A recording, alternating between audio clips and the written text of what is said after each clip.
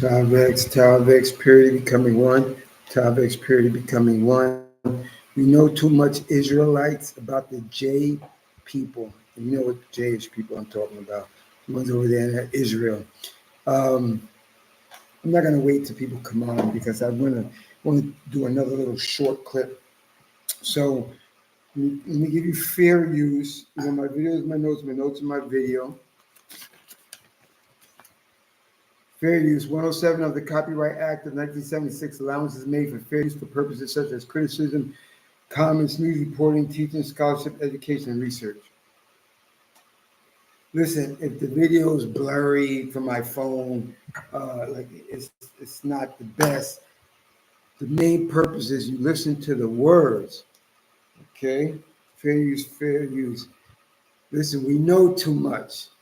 We can't unsee and unhear what we know. We're living in the last days. Everything that was hidden in the dark is coming to the light. And, you know, I want to share this. I saw this on the Messianic channel. Of course, we're not in agreement. This is a Torah and Tanakh only channel. 1 Samuel chapter 7. If you're gonna return back to the Most High, return back to the Most High with your whole heart, put away the strange God and serve Him alone. We ain't into the other books. We just deal with the Torah, the Tanakh, which is the Torah, the Nevi'im, which is prophet writings, and the Ketuvim, and those other writings. Psalms, Proverbs, Ecclesiastes, Ruth, Chronicles, etc. Job, Daniel. I want this on my channel because I have Gentiles that watch my channel. And I'm going to do another quick one, Son of Yah. I'm going to do another quick one right after this. So I'm glad you're on. Just watch this. I don't know how, let me see. This is 11 minutes. So enjoy it. We know too much. We can't unhear what we're going to hear, and we can't unsee what we're going to see. And I want this to be permanent on my channel. I don't need to say anything else. It's going to speak for itself. After 11 minutes, I'm going to do another quick one, which is only a couple minutes, because I want these on my channel. So enjoy. Remember, hopefully, oh, you can see it. If it was blurry and I said fair use, just listen to the words. It's very important. And I put these videos out too because I have Gentiles that watch my videos. Check it out. Let me turn off this fan. This fan is very loud. And it's far back too. So loud. So enjoy. We know too much. Every single Israeli prime minister has a fake name. Did you know that? When I show you what I'm about to show you, your mind will be blown. You're going to be blindsided. Every single Israeli prime minister has a fake name. Did you know that? I was just talking about Ben Gurion. Do you know what his original name is? It's Gruen. Gruen. He changed it to make it sound more Jewish and sound more Middle Eastern. Do you know what Netanyahu's real name is? It's not Netanyahu, it's Milkovsky. This story begins in October 1949, 1 year after Israel's formation. This is when Netanyahu was born, the second child of a historian. His paternal grandfather was a rabbi and a Zionist writer. His name was Nathan Milikowski.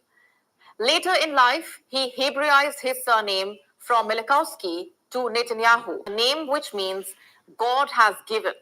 This is Yair Netanyahu's DNA test that has been leaked. You can see right there his Y DNA is RM198. Descendants of RM198 come from Poland, Russia, Germany, and other European countries. Does this look Semitic to you? Does this look Middle Eastern?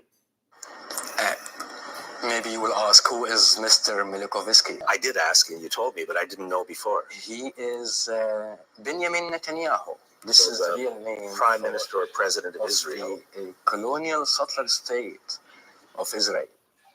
Hey, Rob, 7 Deuce Van Hoos here, and I want to take the time to tell you about Standard Backing's Pro Path program. It's fantastic. If you're a live player, they do something different. Instead of traditional makeup, it's actually a colonial settler state of Israel.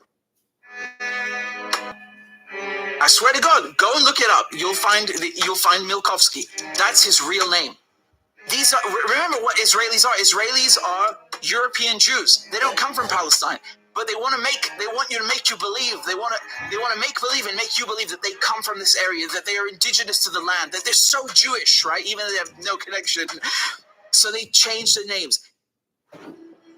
Where are those people? They weren't all around the world. They were carried. You couldn't travel all around the world very easily in that era.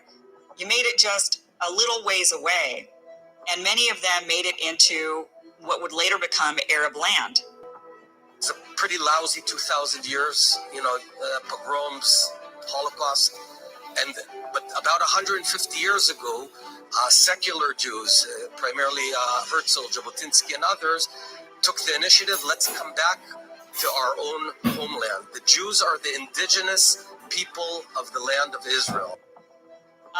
And then he's saying that these are the indigenous people. We know that they're not. He's saying that Herzl, who was an Austrian, took the initiative to go back to the homeland. But what we know is that there were periods of time it's not common now to convert to Judaism, but there were periods of time where there were massive conversions to Judaism. For example, the Romans, during the Roman times, there was quite a bit of conversion to Judaism. Take into consideration, 10% of their population was Jewish. Many of them had converted to Judaism. Compare that to the United States, where the population of the Jewish population here is like 4% or something really small. So in the Roman times, and this is actually the second largest hub of Jews outside of Israel is here in the United States. So there was a lot of Romans who converted, including Roman elites like Queen Helena and Nero converted to Judaism. Nero. There was also mass conversion within the Roman Empire itself.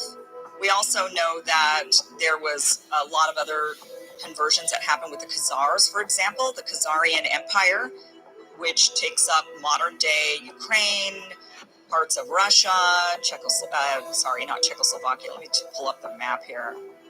The various different, so pretty much, Georgia, Russia, and Ukraine predominantly is where the Khazar Empire was.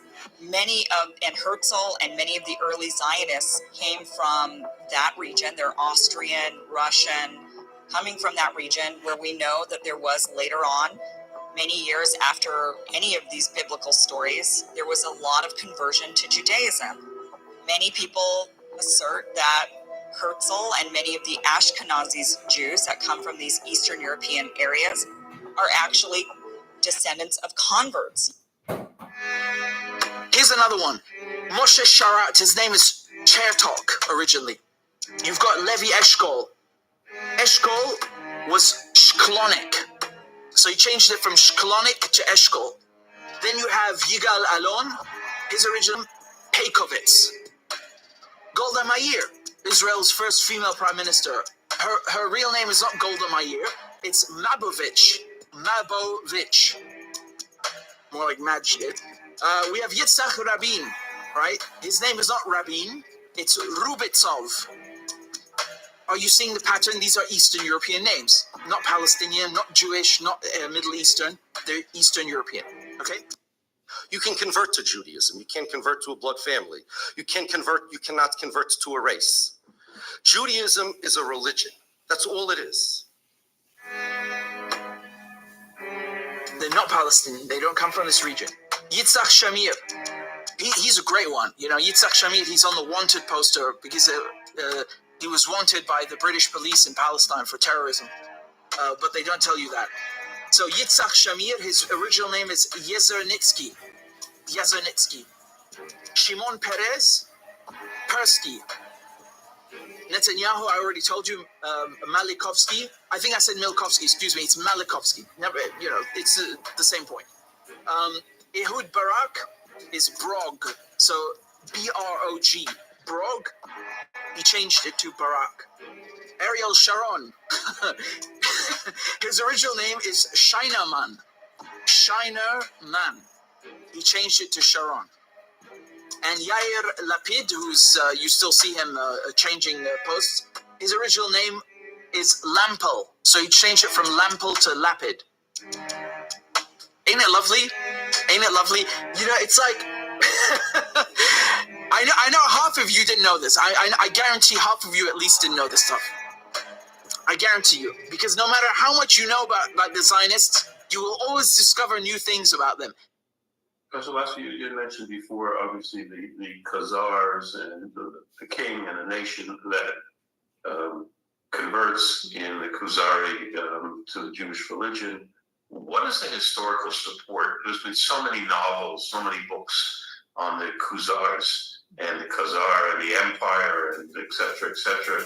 What's the historical support for that whole story? Okay, I'd say the world's knowledge about the Khazars started in the 10th century when Chasai ibn Shaprut, who was the sort of foreign minister of Abdul Rahman III, the Caliph, the Umayyad Caliph of Andalusia, of Muslim Spain, heard from travelers that there was this nation in Central Asia, this Jewish nation. He wrote a letter and received to the king and asked what's going on.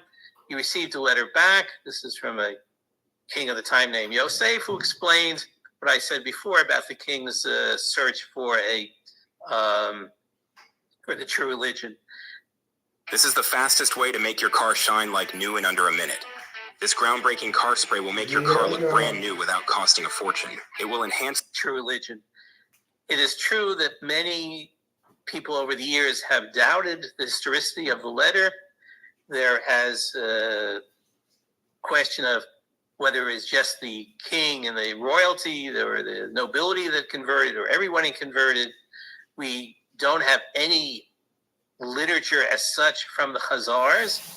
However, in the past, say 50 years or so, more and more research has substantiated the letter from Yosef. Some of the descriptions of the Khazar life and the Khazar history seem to be substantiated from other sources. Coins were found mentioning the name Geniza, which might have some Khazar writing or Khazar names in it. And therefore, even though there are still people who doubt to this day that Khazars actually became Jewish, I would say that I follow those experts who say definitely there is a historical basis. Now, according to the Khuzari, the conversion was in the year 740, the Common Era. Most historians date it to the 9th century, the 800s. We know that every single Israeli government has always been headed by, and the cabinet has been filled by people who are Ashkenazi. They're not Semites. They don't come from the region. They're Eastern Europeans. They're Jews from Europe. They just don't come from this region. I don't know when they converted or whatever, but the point is that they don't come from the region. And even if they did, like let's say you're a Zionist. Let's say you actually believe, yes, this is the land of the Jews. These people are not Jewish. They are not Jewish in the sense that you think they are. They have adopted a religion from the Middle East. That doesn't mean they are the original Hebrews or people that lived there 3,000 years ago. What's your thoughts? Please be respectful with your comments. Also, please click the like, click the notification bell, and... Okay, I'm preaching to the choir with this, but since I have Gentiles that watch my channel and my videos, they don't know this stuff. And I don't know if you knew some of this stuff. I knew this stuff already, but it was like well made. So I said I wanted to add it to my video log. I'm going to go off. I'm going to put part 2 on another video. I'm going to do it right now. It'll be very interesting to watch. It's going to be short too, but you'll like it. And we'll wrap this one up. Tavex, the son of Yah, thank you for coming on. B. Isaiah, thank you for coming on. Duke, the Daywalker, I haven't seen you in a while. Great to have you on. Israelis are not allowed to take DNA tests, correct? B. Isaiah. We can't unsee what we've seen. We can't unhear what we have heard. And a lot of the Gentiles still, they go walking around in the world like this and like this, especially when it comes to, hey, who are these niggers? And who are those people over there? So they don't want to hear or see because they like the status quo. And Hebrew on the Island 2 is here to break it. So, you know, I put these videos out because I know they watch. So look out for part 2. Them folks are super goofy. Like, you know what? You know, it sounds mean, but I guess I'll be mean. You know, you see these Orthodox ultra, they're so goofy. The Most High is the creator. He made cool ass animals, and he's gonna make his people goofy. They look goofy, they act goofy, try to dance. It's crazy. And people like them though. You know why they like them to be those people? Because then it prevents from us from going to the top. But we're going to the top. Everywhere we put our foot is ours. We're coming to the end. Everything is being revealed. We can't unsee this stuff. We can't unhear this stuff. And the Most High has worked on our spirits, our hearts, and our minds to know that we are the only ones on this flat earth who suffer the curses of Deuteronomy 28 and Leviticus 26, and no other people group. The ancient Israelites, the rise of the ancient Israelites. And they have to fall so that we can rise. In Isaiah 55, the Most High says, and King David, he made him ruler and prince and chief of many peoples. And he said he's going to do the same thing to you and me. The people are going to come run to us, people that we don't know of these nations, for the glory of the Most High. This is New Year Shem Israel, Hebrew on the Island 2. It's coming, Israelite. Until next time. And next time is going to be in a couple minutes once I upload part 2. It's going to be only a couple minutes, but it's very interesting. Hopefully you guys can join me. If not, watch it when you can. This is New Year Shem Israel, Hebrew on the Island 2. Until next time.